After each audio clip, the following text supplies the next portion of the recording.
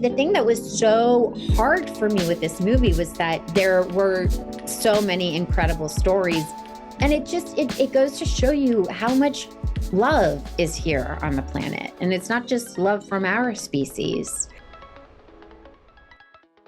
We're obviously here today to talk about pets. And the first question I really want to ask is just what inspired you to make this amazing documentary about pets? Was there an aha moment, or have you just thought for years, like, oh, I have to do this at some point? When I was making dads, the whole time, I was like, we got to do this with pets. We have to do this with pets. And I'm obsessed with pets. I was very lucky to grow up in a household with pets. And pet videos are my favorite thing in the world. I love talking to kids about pets.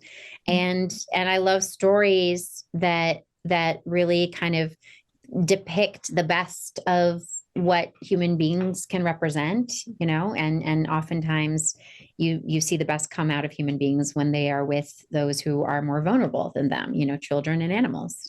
The way that the kids in the film seem to relate to their pets the same way adults do, that's sort of the thread that if you grow up with pets that we carry throughout our lives. So I wanted to know, did any of the stories particularly stand out to you? Like for me, the kayaking dog and the kitten, I was like, oh my gosh. The thing that was so hard for me with this movie was that there were so many incredible stories.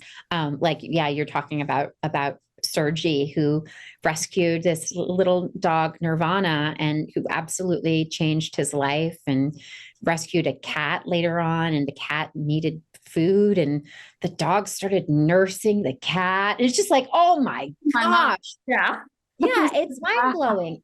And it goes to show you how much love is here on the planet. And it's not just love from our species. One other thing that really stood out to me, I grew up in Southern West Virginia, and the idea of like the micro pig or the mini pig and the people who are like getting on that train, Ziggy and his parents too. That was that was amazing to me how this whole rescue kind of started. Yeah. What was it like just, meeting pigs and even birds and their story, like you mentioned, was about basically Kristen just always wanted a pig, got what she thought was like this micro pig. That's not a real thing. And then the pig started growing and growing and growing and basically looks like a boar. I really related to this because growing up, we had a pig. We had like a little kind of farm-ish situation. And so this little pig came and we named him Fritzy, and he stayed very small for about 3 years. And then he started getting bigger and bigger and bigger, and he grew tusks, and he was part boar, and he grew to about 300 pounds. And so I really related to the Kristen and Jay story so much. And pigs are incredible. I mean, they have the intelligence of a 4-year-old child, and the work that Kristen and Jay are doing is really beautiful.